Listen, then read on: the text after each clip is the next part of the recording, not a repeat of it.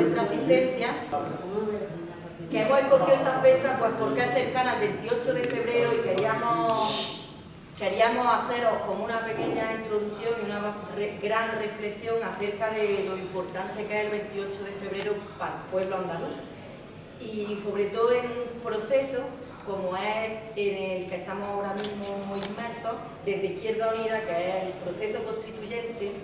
De eso trata el libro de Antonio Romero, la alegría que viene de un nuevo proceso constituyente, de crear un nuevo modelo de Estado, ya lo explicará él más en profundidad, y un Estado que, este Estado, que sería una república federal y solidaria, y que incorporara el derecho a decidir de los pueblos que lo compongan. Entre ellos, pues, por supuesto, el pueblo andaluz, que tenemos mucho que decir. Somos los más desfavorecidos dentro del estado de autonomía, que no es un estado real de autonomía. Y queríamos vincular el debate territorial también al debate de clase, porque la propuesta que nosotros hacemos es una creación de un nuevo estado que nos permita salir de la crisis, pero dentro de una salida solidaria y social, no lo que estamos viendo hoy día, que es atacar a la clase trabajadora, que es la nuestra. Debemos hablar de los derechos, de solidaridad, de cooperación, de singularidad territorial, porque la reforma que se hizo en 2012 del artículo 135 de la Constitución, lo que hacía era, pues, que perdiéramos otra batalla los trabajadores y las trabajadoras, porque permitía, o es el artículo que permite que primero se pague la deuda, que primero se pague a los bancos, y después, si queda algo, pues entonces ya se acuerdan de las personas y se acuerdan de llevar a cabo políticas sociales. Entonces, todos estos elementos son los que creemos que hay que cambiar. Este modelo que tenemos actualmente está basado en la desigualdad. No podemos tolerar, si queremos un Estado donde exista la igualdad, no podemos tolerar que exista un jefe del Estado que no eligió nadie, que es el rey. Entonces, si vamos a pedir igualdad, debemos de empezar porque la igualdad es de todas las personas que componen el Estado. Y el rey es una figura que no goza de esa igualdad que tenemos los demás. Es una figura que está impuesta, no se ha permitido a los ciudadanos y a las ciudadanas elegirla libremente, como corresponde a un jefe de Estado, y creemos que es el momento de cambiar esta situación. En especial, pues, en unos momentos que la crisis política, social, económica, pues es consecuencia de las políticas neoliberales que imperan en toda Europa y que está agravada en España por el agotamiento del modelo que tenemos del modelo de Estado, repito mucho la palabra, pero es que es la que hay que utilizar, que surgió durante la transición. Por eso lo que creemos es que debemos de hacer una política que beneficie al conjunto de la ciudadanía y que aísle a los sectores más especulativos, esos que se están enriqueciendo a costa de los trabajadores y de las trabajadoras, corruptos y oligárquicos, que es lo que estamos viendo hoy día, y una democracia que está al servicio como he dicho antes, de las clases más pudientes. Al contrario de lo que nosotros pensamos.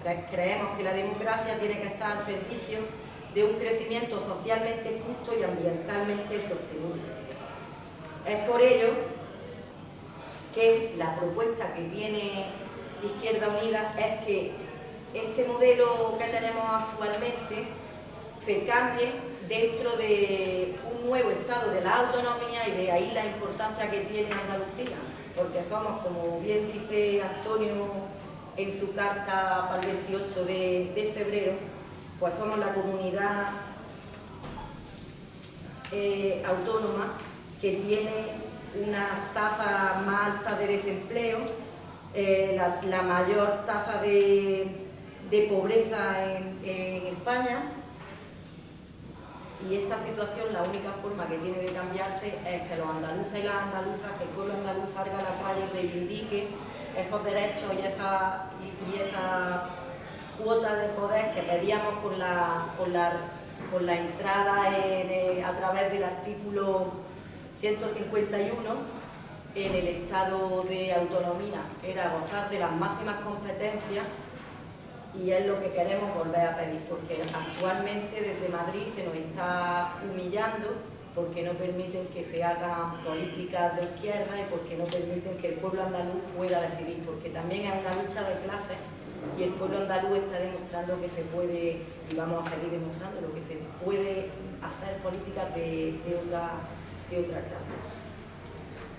Yo, sin más, deciros que para nosotros hoy es un honor contar con el presidente de honor del Partido Comunista de Andalucía, que muchos de los que estáis aquí lo conocéis de hace ya bastantes años, que es un trabajador de la clase obrera y defensor de nuestros intereses por allí, por donde ha pasado. Y sin más os dejo con Armando. También contamos hoy aquí, antes de continuar, Armando, con Maripi, que es nuestra candidata al Parlamento Europeo, que también lo va a hacer muy bien porque es una mujer también muy trabajadora y también un exponente más de lo que es Andalucía, una representante de lo que es Andalucía, las mujeres, las más desfavorecidas, las que estamos sufriendo más la crisis, y por eso ella va a defender nuestros derechos por allí, por donde vaya. Y con el secretario provincial del Partido Comunista, que lo tenemos también aquí, que es Juan Francisco Arenas, que también es otro hombre luchador y trabajador, pues como el primero. Así que Armando, yo te paso la palabra.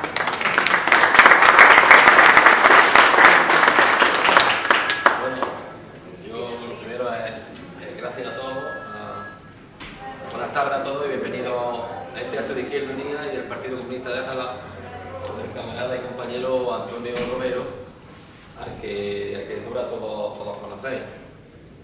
Militante comunista desde el año 1972, nacido en Humeñadero, provincia de Málaga, ha sido diputado andaluz desde 1982 a 1989, desde 2000 a 2008 en otra etapa, diputado nacional de 1989 a 1995, coordinador de Izquierda Unida de 1999 a 2000, secretario del Partido Comunista de Málaga de 2005 a 2010, candidato a la alcaldía de Málaga en 1995 con unos resultados estupendos, de la que quería haber sido alcalde, y que en una última hora el PSOE se echó atrás y permitió que gobernara Celia Villalobos del PP. Ya en el año 2008 dejó su puesto en el Parlamento de Andalucía, pasando a su actual trabajo, que es presidente de honor del PK, aparte de ser coordinador de la red de municipios y cargos públicos por la Tercera República. Y por supuesto el escritor, que es otra de las pasiones que él tiene, y los galgos, que también es otra de las pasiones que él tiene. Y viene a presentarnos la alegría que viene, del que nos vamos a hablar ahora a continuación. En este libro que tenemos aquí, que es La alegría que viene, se habla fundamentalmente de cómo afrontar un nuevo proceso constituyente. Pues ya entendemos de Izquierda Unida que el del año 1978 está agotado. El PSOE y el PP se encargaron de enterrarlo el día en que, por su cuenta y sin contar con ninguno de los que estamos aquí, pues decidieron reformar el artículo 135 de la Constitución Española. Un artículo en el que decía que lo primero que tiene que pagar el país es la deuda. Antes que la sanidad, la educación, las pensiones, antes que todo eso, lo primero que hay que pagar es la deuda. En definitiva, desde ese día que se aprobó ese artículo que reformaba el artículo 135 de la Constitución, comenzó el principio de lo que todo nos ha ocurrido en estos 4 años. En fin, el fin de todos los derechos que se habían conseguido después de tantos años de lucha y de todo y de todo, y principalmente de muchos de la gente mayor que está ahí. Yo al hilo de todo esto que ha ocurrido en estos años, yo quisiera hacer una pequeña reflexión, ¿no? Y es de lo que pronto tenemos ahí a la vuelta de la esquina, que está aquí la compañera Vive, que son las elecciones europeas. Que a lo mejor que muchos de los que estamos aquí pues pensamos que nos pilla un poco lejos, ¿no? Porque nosotros decimos eso de elegir a un eurodiputado aquí en España que nos representan en Europa, nos suena como lejano, ¿no? Como muchos pensamos, bueno, ¿qué puede hacer por nosotros y nosotras desde Bruselas un eurodiputado que podamos elegir, ¿no? Pensaremos, ¿no? Y además, claro, así la verdad que pensándolo así en frío, pues diríamos que muy poco, ¿no?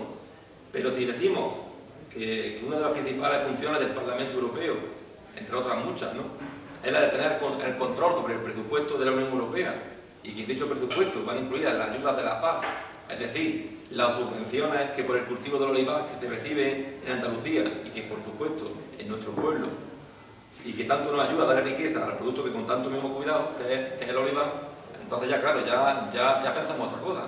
Es que ahí en Bruselas se decide los dineros que no llegan de subvenciones aquí al campo andaluz, y eso parece que no, pero es muy importante. Y creo también que, por cierto, esta ayuda, con un nuevo reparto de fondos, van a suponer una pérdida de 418 millones de euros para toda Andalucía. Deciros también que es la única comunidad en la que los fondos bajan, o sea que el PP sigue castigando una vez más a Andalucía. Deciros también que Izquierda Unida lo que exige fundamentalmente en Bruselas es que la PAC o política agraria común sirva para lo que se creó, que es para crear una renta digna al agricultor y no para lo que está haciendo ahora, que es darle las subvenciones a las grandes fincas y a los grandes latifundios. Por eso, parece que no, para estas próximas elecciones europeas que tenemos ahí a la vuelta de la esquina, son súper importantes, ¿no? Y qué mejor que quién nos puede representar en Bruselas, ¿no? Lógicamente es Izquierda Unida, que es la que siempre ha estado al lado de los pequeños agricultores, que son la mayoría de los que estamos aquí en Zalán, ¿no?, y de los que fundamentalmente estamos en Andalucía. Yo creo que Izquierda Unida es quizá la única fuerza que nos puede defender en Bruselas. Entonces era una pequeña reflexión que quería hacer, que es una cosa que tenemos en la vuelta de la esquina. Hay una gran manifestación en Sevilla, en la que van a salir autobuses desde todas las capitales de provincia. Es decir, que aquí en Zalán estamos intentando llenar un autobús y que todo el que quiera, que se pueda apuntar en la sede de Izquierda Unida, para ver si entre todos pues, podemos llenar un autobús y ir a Sevilla a manifestarnos por todo lo que, en contra de todo lo que nos están metiendo el PP y todo lo que estamos pasando, ¿no? Entonces nada, no os dejo, ya no quiero decir más nada, y os dejo en compañía de Maripi, que nos diga algo de...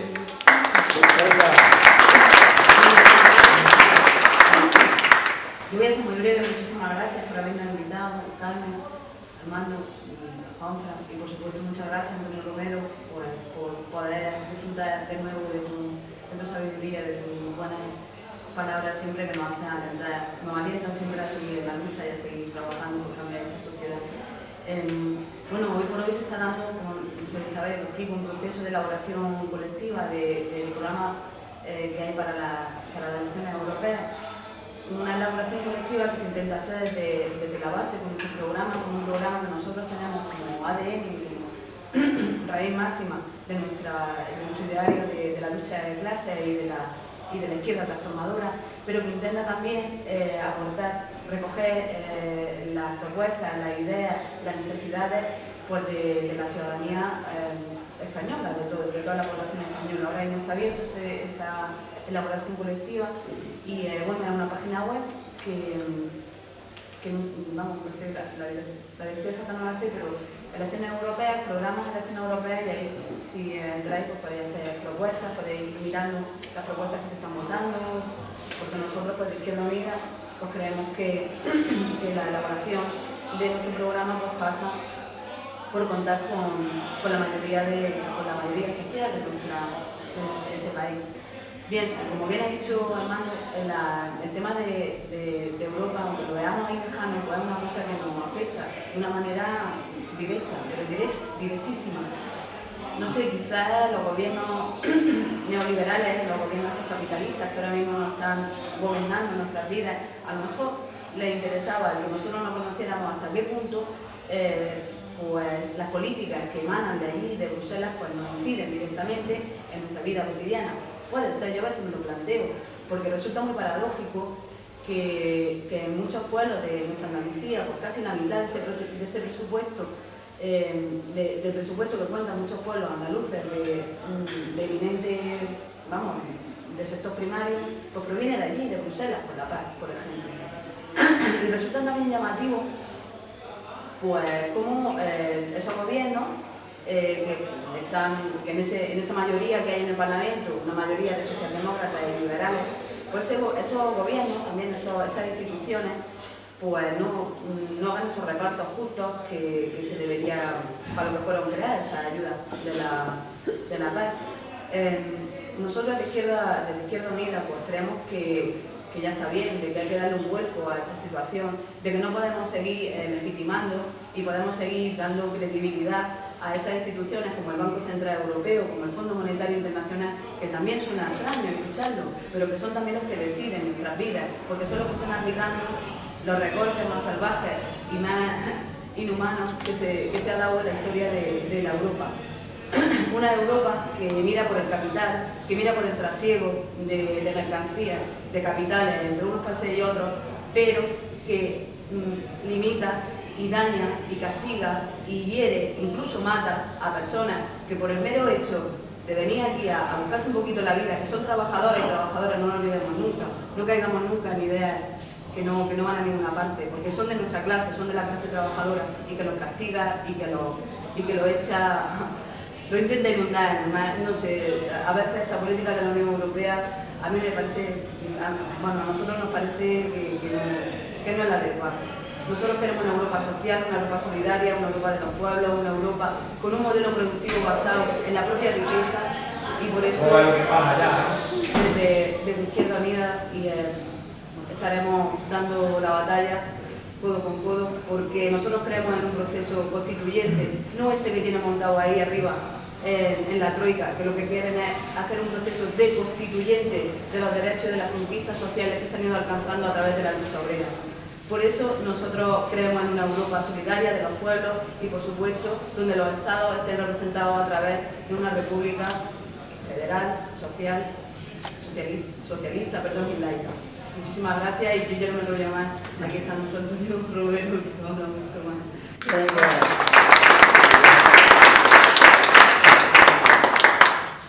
Bueno, voy a quitar esto. Para mí son navegantes.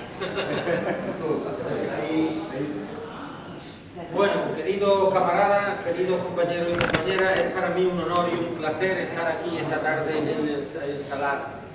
Ya sabéis que hace muchos años que venía por aquí con Comisión Obrera del Campo. He saludado a viejos camaradas conocidos de esa época.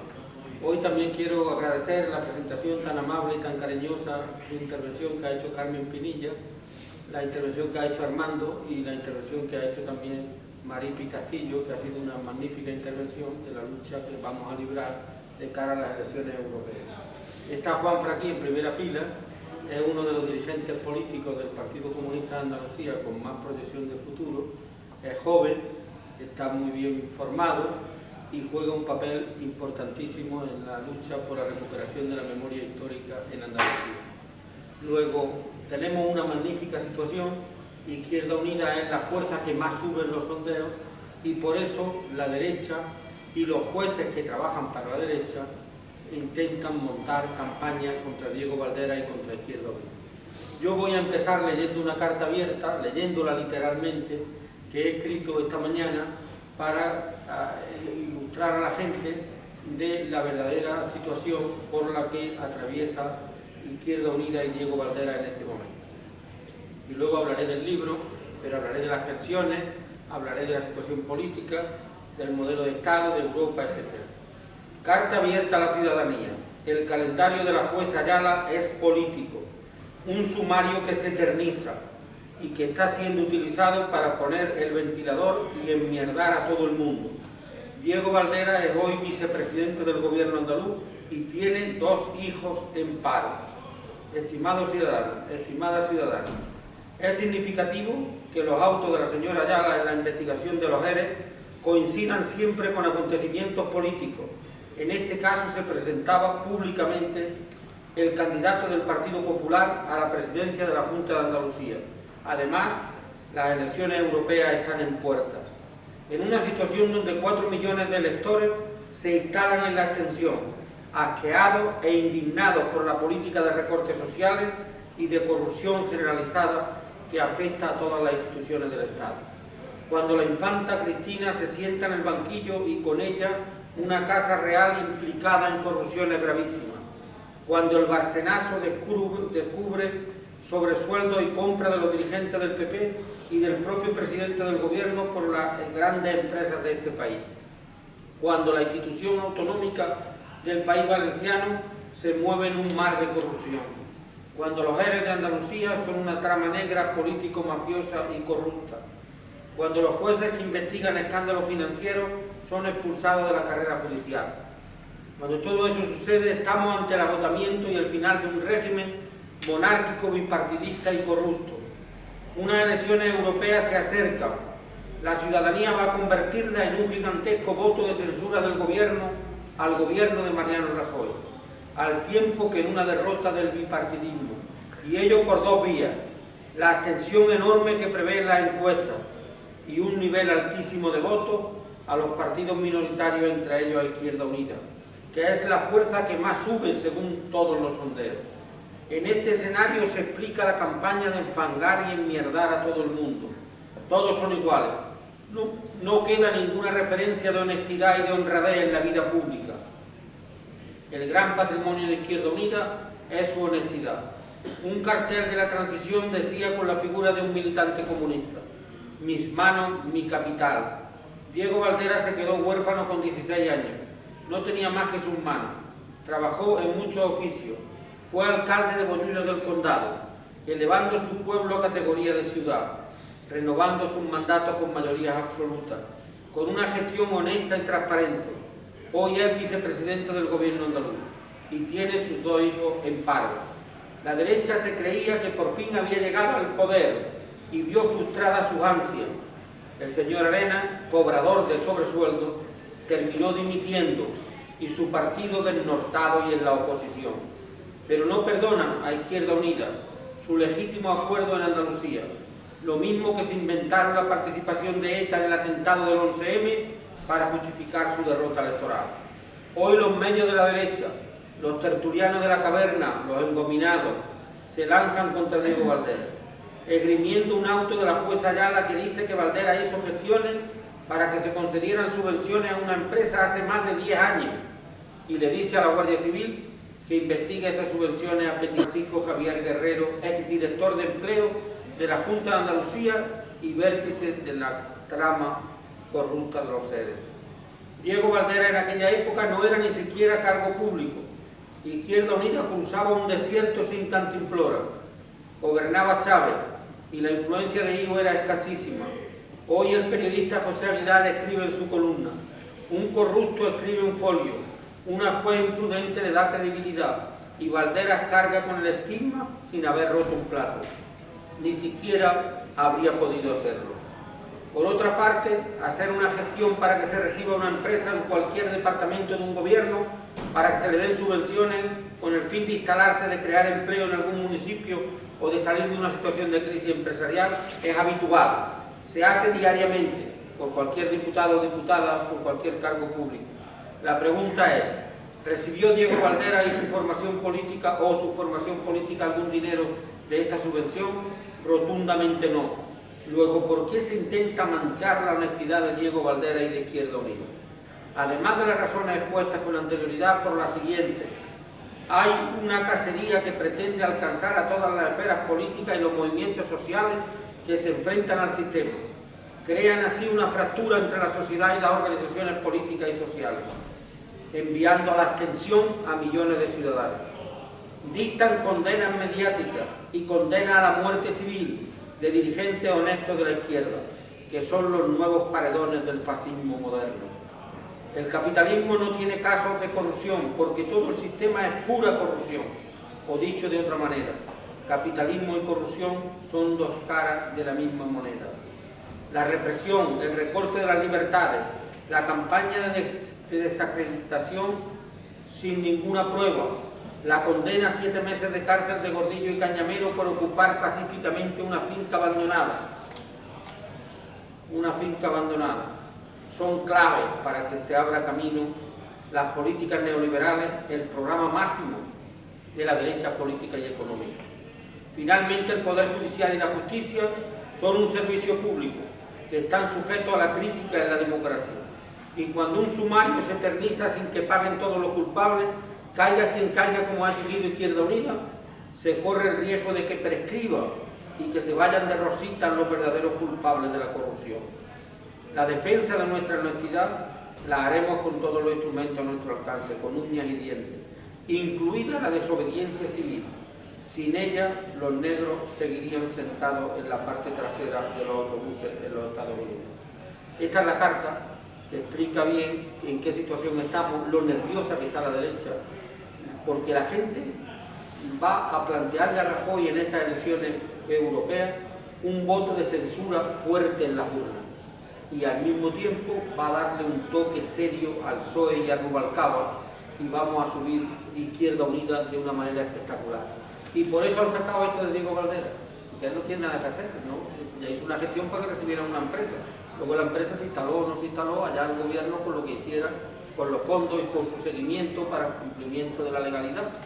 Pero es muy importante que sepáis que ha sido uno de los PSOE, de los que está en la cárcel, el que ha mandado la carta a la jueza, y la jueza le ha dado publicidad precisamente en un día políticamente interesante para la derecha, porque es una jueza que hace un desfile con una maletita para salir en los telediarios. Por eso no quiere terminar el sumario, porque perdería esa prestación su juzgado y porque se le está viendo el plumero. Por eso es muy importante que sepáis que todos los resortes de la derecha están en marcha. En España hay un argumento que es falso. Cuando Rajoy dice, yo tengo mayoría absoluta en las elecciones generales últimas y por lo tanto estoy mandatado y legitimado por el pueblo español para hacer la política que estoy haciendo. Eso son dos mentiras. Una, la política que están haciendo con las pensiones no estaba en su programa. Luego, no se ha comprometido con el pueblo español a reformar las pensiones. Ese es el programa oculto, el que no conocían los españoles cuando votaron al Partido Popular. Pero además, cuando dice que tiene mayoría absoluta, miente. En las urnas el PP sacó el 45% de los votos en las últimas elecciones generales. El 45%. Si España fuese una democracia de verdad, donde todos los votos valiesen lo mismo, tendría que tener el 45% de diputados. Si el ADN de la democracia es los votos que los ciudadanos depositan en la urna. Si usted ha sacado el 45% de los votos, tendría que tener el 45% del Parlamento. Pues no. Hay una ley fraudulenta y canalla en el electoral que hace truco, que hace magia. Un mago diría, ¿dónde está la bolita? Que un 45% de votos en la urna se convierta luego en un 60% de diputados en el Parlamento. Tiene 26 diputados regalados por la ley, por el sistema DON y por la asignación de escaños por provincia y porque no se contabilizan en España los votos que no alcanzan representación parlamentaria en todas las provincias de España. No hay un colegio nacional de resto para que esos votos se agrupen y haya representación parlamentaria. En España le llaman democracia lo que hay y no lo es una ley electoral fraudulenta. Si hubiese habido en España una ley electoral donde todos los votos valiesen igual y fuesen proporcionales, nunca habría tenido mayoría absoluta nadie, ni Felipe González, ni José María Aznar, ni Zapatero, nadie. Y el Partido Comunista habría tenido en lugar de 21 diputados con Carrillo, 47, y en lugar de 22 diputados con Anguita, 50 diputados. Otras cosas, no estaría España en manos de Convergencia y Unión y del PNV, sería el PC, sería Izquierda Unida la que tendría la llave como tercera fuerza política del país. Por eso esta ley electoral le beneficia a los ventajistas, no son demócratas, son ventajistas y se aprovechan de esta ley electoral, el PSOE, el PP y las minorías nacionalistas que concentran los votos en sus territorios y los optimizan hasta tal punto de que un diputado del PNV vale 50.000 votos, 200.000 votos del PNV valen 5 diputados, y 1 millón de votos en la legislatura esta, no, en la anterior daban 2 diputados para Izquierda Unida, casi medio millón de votos por diputado. Cuando yo era diputado por Málaga, que fui muchos años, era diputado con 90.000 votos y me sentaba allí con un diputado de Soria que llegaba allí con 10.000 votos detrás y sin embargo tenía el mismo poder que tenía yo para votar, para intervenir, para decidir en el marco de la actividad parlamentaria. Por lo tanto, no es verdad que tenga mayoría absoluta. Y el gobierno dice que gestiona con transparencia y con honestidad. Tampoco. Tenemos un gobierno nadando en la corrupción. Garriga Huelker, que fue ministro de Obras Públicas con la OCDE, que murió de cáncer, que fue ministro y diputado por Murcia, era muy irónico y convocó una rueda de prensa una vez y dijo: si los españoles vieran y las españolas cómo se desarrolla un consejo de ministros por dentro, se agolparían en los aeropuertos para huir del país.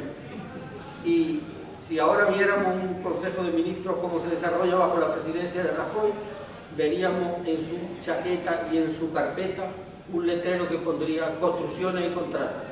En la espalda de la chaqueta de Guindos pondría Mercadona y en la de Cristóbal Montoro pondría el Corte Inglés, porque son las grandes empresas las que le han pagado sobresueldos a través de Bárcenas a los miembros del gobierno para que a cambio en el boletín oficial del Estado se le concedan servicios y obras públicas para enriquecerse con información privilegiada y con adjudicaciones directas.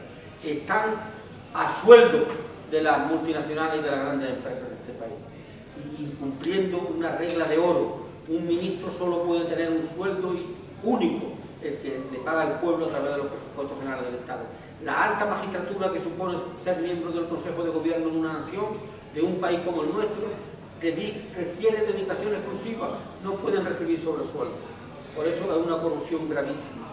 Y luego tenemos a la Casa Real, al duque empalmado por encima de sus posibilidades y robando por encima de sus posibilidades, con una infanta que no se entera de nada y que el fiscal le ha dado credibilidad, y sin embargo a un hombre de 80 años casi analfabeto que le han engañado en las preferentes, le ha dicho la fiscalía que se ha enterado de todo, que ha firmado y sabía lo que creía, ha leído todos los folios de la letra pequeña de la banca para engañarlo.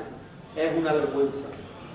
Además, la única que sabe de cuenta es Cristina, porque está en la caja de ahorro, y en la caja de ahorro no se hacen otras cosas que cuenta. El que no sabe nada de cuenta es un Urdangarín, que solo sabe pasar del balón mano al talón en mano. Pero es muy grave el robo que han organizado en una Casa Real que está cada vez más desprestigiada. Jaque al rey en las encuestas. ¿Sabéis por qué? Porque antes, hace 5 años, se preguntaba a la gente en España, del 0 al 10, ¿qué puntuación da usted al papel del rey y de la Casa Real en la vida pública española? Un 8,5, un notable, casi un sobresaliente. Y ahora le preguntan a los ciudadanos y a las ciudadanas de España y tiene un suspenso clamoroso, un 2,5 o un 3,5. Ha pasado de notable alto al suspenso. Y hay un amigo mío en un miradero que dice: Antonio, otro elefante más, ya tenemos aquí la Tercera República. Pero además, el rey tendrá que explicar cómo ha hecho acopio de su fortuna. Se considera por la prensa belga y europea que el rey de España, Juan Carlos I, vino aquí a formarse en el franquismo para ser heredero del dictador, de Franco, con una mano delante y otra detrás. No tenía patrimonio. Y ahora le han llevado sus negocios personales y su casa privada, Prado y Colón de Carvajal, Javier de la Rosa y Mario Conde, lo mejorcito de cada casa. Han estado en la cárcel los tres por chorizo, por corruptos en temas de actividades mercantiles de su propia empresa. Se le calculan 1.700 millones de euros de patrimonio, después de la reina Isabel II, que es la más rica, y del gran duque de Liechtenstein, que tiene mucho dinero, entre otras cosas porque Liechtenstein es un paraíso fiscal. Es una vergüenza. Hay en el mundo, compañeros y compañeras, camaradas de Salar, 200 estados con asiento propio en la ONU y solo hay 19 monarquías. El resto son repúblicas. Hay un amigo mío que dice que muy pronto solo quedarán los reyes de la baraja. Tendremos república en España. Se acerca la república. Es necesaria la república. Por eso en el libro, la alegría que viene es la Tercera República. Y esa es la alegría que el pueblo va a tener cuando se proclame, porque entonces no vamos a tener a nadie fuera de la ley, al margen de la ley, y la democracia no se va a detener en las Cortes Generales, va a llegar a la jefatura del Estado, y el pueblo va a poder votar a un ciudadano o a una ciudadana para presidente o presidenta de la República. Yo sugeriría que fuera una mujer, porque el futuro de las mujeres, los hombres ya saben que estamos más en peligro de extinción que el lince ibérico, que quedan unos cuantos en Doñana. Mientras más pronto lo asumamos, yo se lo comento a los camaradas, menos vamos a sufrir. Es muy importante que lo hagamos. Por eso yo quiero deciros que el ataque a las pensiones públicas es muy grave. ¿Por qué quieren dinamitar el sistema y el modelo de pensión pública en España, que hemos ido construyendo en los últimos 60 años en nuestro país? Porque quieren abrirle paso a la pensión privada, dando un horizonte miserable de pensiones públicas cada vez más bajas. Eso es así. Luego, ¿qué quieren? Que la pensión sea muy miserable. Van a subir el 0,25, suba lo que suba la garantía de la vida. Los economistas dicen que ha subido la pensión un 3% que ha subido la carestía de la vida en los últimos 6 años. ¿Eso qué significa? Que si ahora solo sube el 0,25, una pensión, prestar atención, de 1.000 euros hoy será de 750 en el año 2021. 4 millones de pensionistas irán a la pobreza, y España tiene un 21% de pobres y Andalucía tiene un 31% de pobreza y de exclusión social. La pobreza es más extensa, más intensa, más crónica que nunca como consecuencia de la crisis. Por eso tenemos que luchar contra la pobreza y la exclusión social, contra el hambre. Dice, si una persona come de un contenedor y usted se indigna cuando ve un contenedor ardiendo y no se indigna cuando ve a una persona comiendo de él, tiene usted que cambiar su escala de valores. Porque lo grave y el fracaso del país como Estado social y democrático de derecho es que la gente coma los contenedores. Por eso es muy importante que luchemos contra eso. Esa es la situación. Esa es la situación. El otro día había un joven en mi pueblo que iba por la calle arriba muy temprano y le dice otro, ¿dónde vas tan temprano?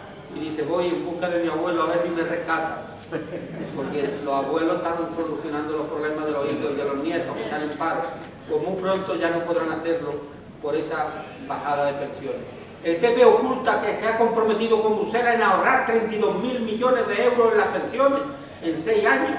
Si le quita del bolsillo robando las pensiones a los pensionistas 32.000 millones de euros. Eso es lo que empobrece a los 9 millones de pensionistas que hay en España durante un año. Eso es gravísimo. Pero además, la Virgen de Rocío, dice la ministra de Trabajo, la Fátima Báñez, ministra de Trabajo, una señora que no ha trabajado nunca, que ya tiene mérito, no ha dado golpe ni en una pelea, es ministra de Trabajo. Bueno, pues una señora que no ha trabajado nunca y que es ministra de Trabajo, dice que la Virgen de Rocío le ayuda en el Ministerio de Trabajo. Nosotros hemos pedido las actas a ver lo que ha votado la Virgen en materia de pensiones, porque sabemos que no puede haber votado esto, porque con la biografía que tiene y con lo que habla el Evangelio de su sensibilidad con los pobres, no puede votar, mandar a la gente a la pobreza. Por eso es tan importante que denunciemos estas maniobras del Partido Popular. Y ¿sabéis lo que sucede? Que el mundo ya no es lo que era hace 40 años. No lo es. ¿Sabéis por qué? Porque hace 40 años una cuarta parte de la humanidad, entre los que estaba Europa y Estados Unidos, se apropiaban, se robaban, saqueaban y disfrutaban y controlaban el 80% de los recursos mundiales. Y las 3/3 partes de la humanidad tenían que apañar con un 20%. Y ahora han cambiado las cosas. Ha llegado China al comercio mundial y al concierto internacional de naciones, ha dado un puñetazo en la mesa y ha dicho, yo tengo 1.450 millones de habitantes y quiero participar en mayor medida en el comercio mundial, en la economía mundial, en el intercambio de materias primas y del comercio en general. Ha llegado la India con 1.000 millones y ha dicho lo mismo. Ha llegado Sudáfrica, Brasil con 125 millones. Y ha dicho Evo Morales hace poco, Europa está en crisis porque ya no nos saquea. Y lleva razón Evo Morales. Hay gobiernos con dignidad que le dicen a Repsol y a otras empresas que no permiten abuso, que se lleven su gas, que se lleven su petróleo, que roben a los países del tercer mundo. ¿Y qué hacen los capitalistas de nuestros países? Que a mí me pone los vellos de punta la frase, hay que buscar nuevos yacimientos de negocio. ¿Cómo los buscan? Como los pachones, como los podencos, cuando van en una mata, en una bulaga de la sierra, cuando los meten en un arroyo. Yo sabéis que entiendo un poco de eso. Pues así andan los patrones. ¿Y qué dice? La sanidad pública, privatizarla. Ahí es un yacimiento de negocio. Las pensiones, a ponerlas tan malas que la gente que pueda diga, yo no voy a tener una pensión miserable si no sube lo que sube la carestía de la vida y se estanca y se devalúa y me voy a sacar un fondo de pensiones. En esas andan, favoreciendo a la banca, dándole recursos a la banca. Por eso es tan grave la situación. Y por eso el capitalismo viene a recuperar sus tasas de ganancia y de beneficio y de plusvalía, empobreciendo al 80% de la población. Esa es la operación. Alberto Garzón lo explica muy bien, cuando dice, antes existía la Unión Soviética y los países del este, el capital tenía miedo, podía perderlo todo y cedía una parte para no perderlo todo. Y ahora vienen por la parte, vienen por la parte y se están llevando la parte. No tenemos ninguna de las conquistas que tantos ríos de sangre, de cárcel y de sufrimiento han costado a nuestro pueblo, y a la clase obrera, y a nuestro partido, el Partido Comunista de España. Por eso es tan importante decirle a la gente que hay que recuperar nuestros derechos sociales. Decía el otro día Alberto Garzón, han puesto la escalera, han subido ellos y han quitado la escalera, ya no sube nadie más. Las capas medias han desaparecido. Decía Ignacio Gallego en los mítines, más que capas medias, Antonio, son capas que están partidas por la mitad. Hoy, por ejemplo, Un médico es un jornalero y una profesora de universidad igual, porque lo contratan para un día, para una sustitución, para un quirófano, para una operación, para una hora de guardia, para dar unas clases, para hacer unos exámenes, como contrataban a los jornaleros en la plaza de Salar, o de Humilladero, o de Baza, o de Guadí, para un día, para mediodía, para unas horas, y le pagaban, si trabajaba, el día que no trabajaba no le pagaban. El jornalero es la persona más que vive en la miseria, que vive en la indigencia, que solo trabaja en recolecciones y cobra el jornal sin lugar.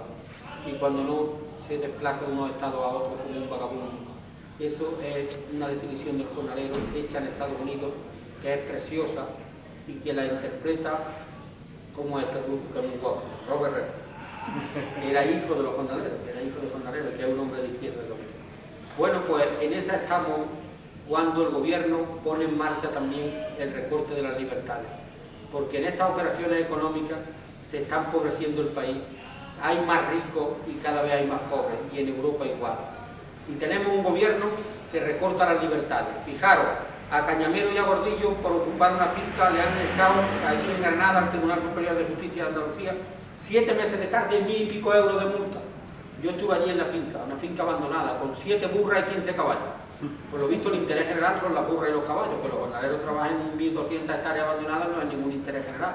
Que es el que debe defender el fiscal, que ha pedido la cárcel para Gordillo y Cañamero, que el que tenía que estar en la cárcel era el fiscal, porque no ha defendido el interés general, que es que trabaje la gente que está en paro en el entorno de una finca abandonada.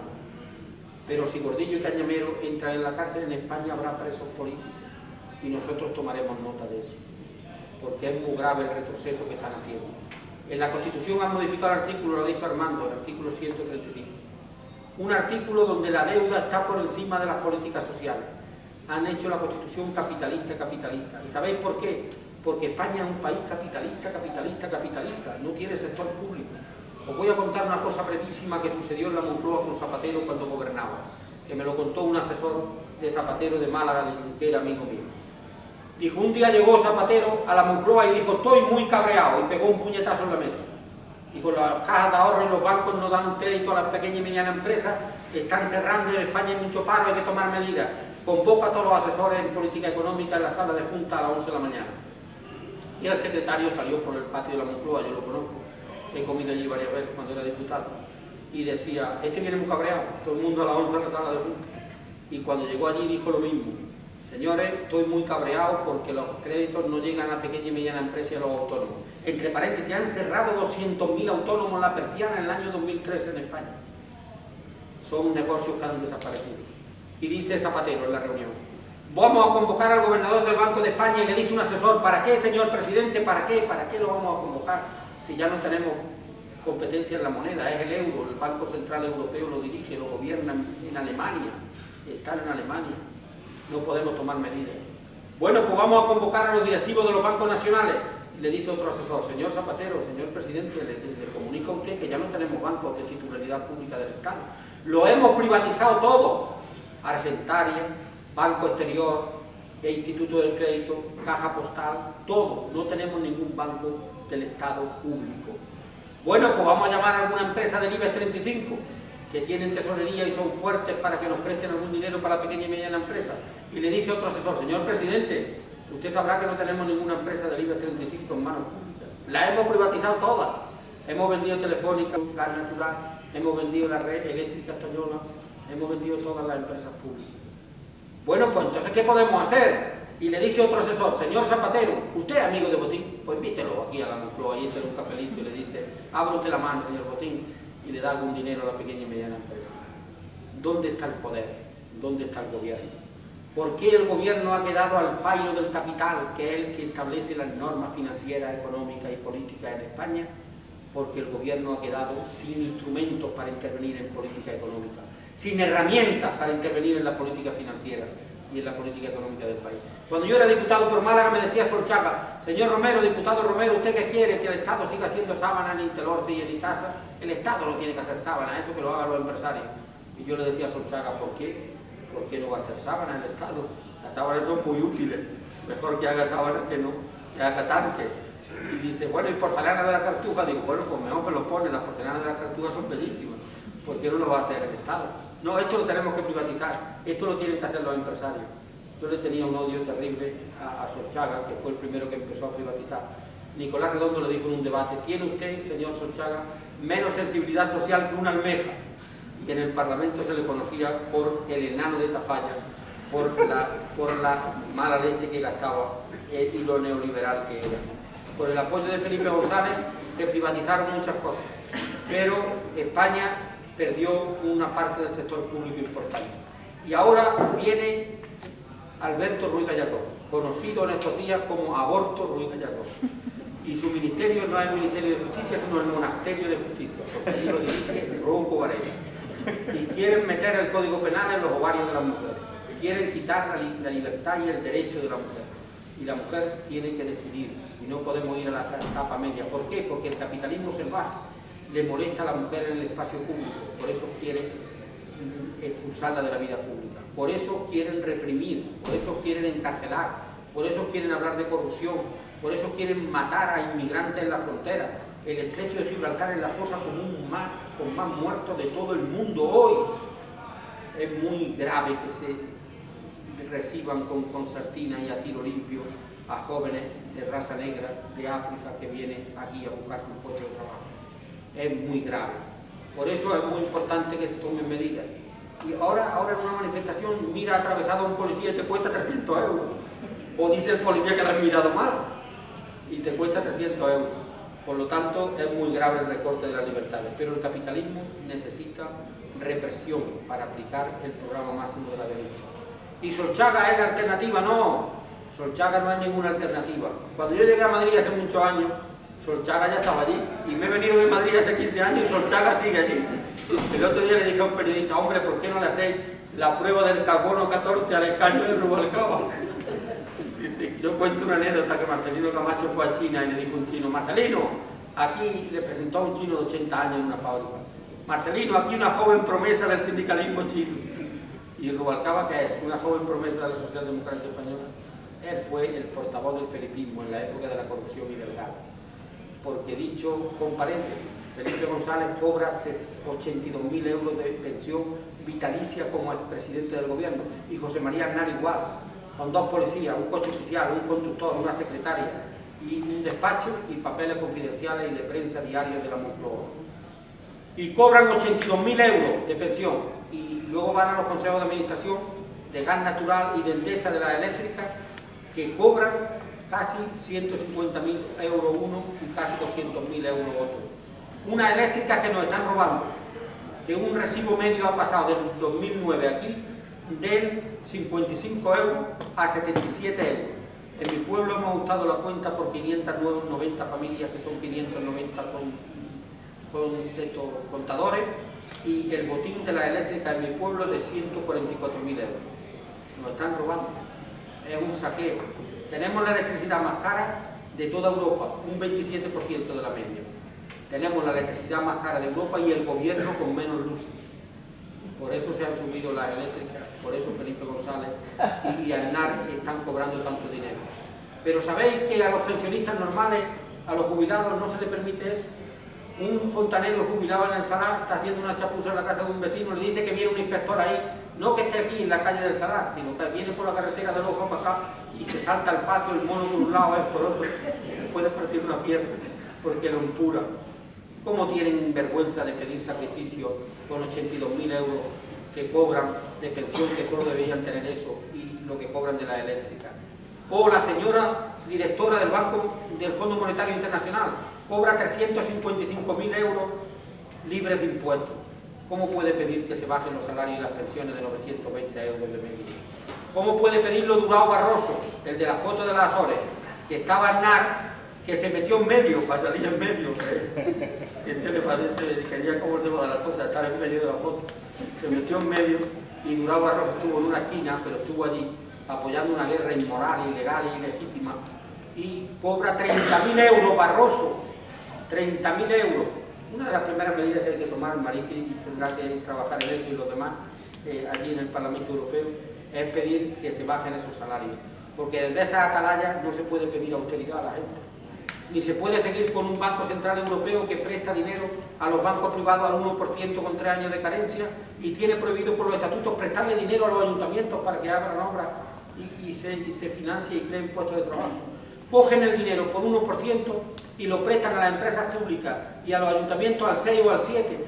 Los trileros de la calle Sierpe son las hermanitas de la caridad al lado de estos ladrones. Son unos ladrones, son unos criminales, hacen una política de genocidio social. Le preguntaron a un futbolista famoso, Gary Lineker, cómo definía el fútbol, y dijo: el fútbol, le dijo al periodista, es un deporte que juegan 11 contra 11 con un balón y siempre gana Alemania.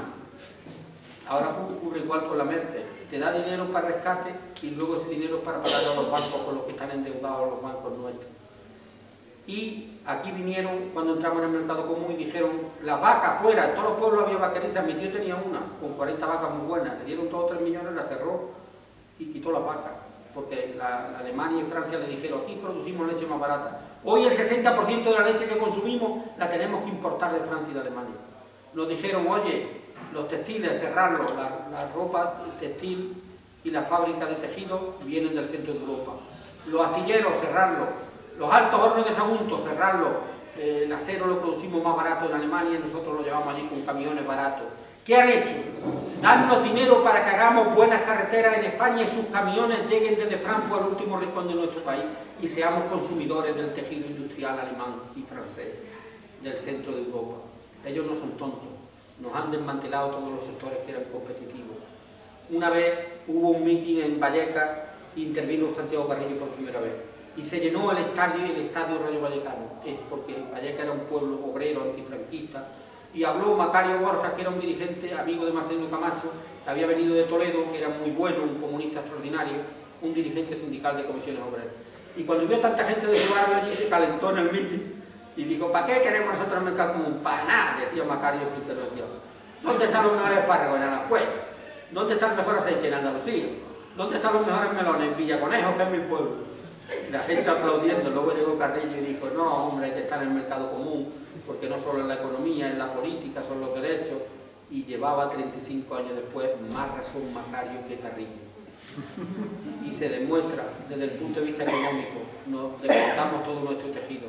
Si hoy produjéramos, se llevara a la producción real lo que consumimos para tener soberanía alimentaria, pues por ejemplo, el 60% de la leche que compramos fuera se produciría aquí, crearía más empleo, la industria de transformación láctea, las papas, que el 40% las importamos, se producirían aquí, y Málaga solo produce el 2% de las lentejas que consume. Entonces ya sabéis que las lentejas o las come o las deja, pero como las come, pues las paga fuera y crea empleo fuera. Podías crearlo aquí. Entonces eso se llama soberanía alimentaria. Y eso es una de las grandes propuestas de Izquierda Unida. Pero además, nosotros defendemos lo público. Nuestra consejera de Vivienda, que es una consejera magnífica, la mejor del gobierno, la mejor consejera del gobierno, ha planteado que la vivienda sea pública. Y la comisión se la ha tirado al cuello, que la vivienda no sea un producto mercantil, sino un derecho de la ciudadanía. Está en el estatuto como un derecho, está en la Constitución también, pero los bancos y la inmobiliaria tienen parques de viviendas vacías y se expropian para que una familia trabajadora pueda alojarse en ella. Se lanzan al cuello. Se privatiza un hospital de Madrid y lo aplauden. ¿Pero qué demócratas son ustedes? Ustedes son procapitalistas, no demócratas. Y el capitalismo es corrupción. Ya lo digo en la carta, son dos caras de una misma moneda. Por eso, compañeros y compañeras, camaradas, es muy importante establecer un proceso constituyente. Si la derecha nos está atacando tanto, nosotros tenemos que responderle con fuerza. No podemos defendernos con tirachinas cuando están utilizando obuses y grandes artillerías contra los derechos de la clase obrera y del pueblo. Por lo tanto, la República. Ellos quieren salvar el bipartidismo, salvar al capitalismo y salvar a la monarquía. Nosotros queremos la República, reparto de la riqueza, solidaridad y valores republicanos. Por lo tanto, hay que derrotar a Rajoy en las urnas haciendo una moción de censura en las próximas europeas. A nivel interno se va a leer así: si le pegamos un buen palizón a Rajoy y al PP, va a tomar nota y cambiará su política económica y social. Las tierras y los bienes y la harina y el pan entre la gente. Nosotros teníamos que ser los que se sublevaron para quemar los archivos de la Nacional. Nosotros teníamos que ser la gente de las agitaciones campesinas andaluzas. Y más adelante, los de la revuelta de los moriscos. Lo que dice un camarada de mi pueblo, que ya murió, que llamaba a la gente a su puerta y decía: ¿quién va? ¿Gente de iglesia o gente de paz?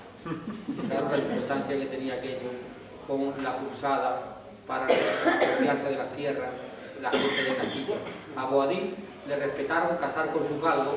Yo tengo un libro de galgos aquí también hoy, comparto esa afición con Boadil, en su señoría de Dalía y de Berja. El ejido no existía, todo lo que estaba ahí bajo plástico era un llano. Imaginaros Boadil con sus galgos y sus balcones, sus tiendas de campaña, no había móviles, no tenía que decirle a sus mujeres, no a su mujer, sino a su mujer, que estaba de cacería, se pasaría el día entero.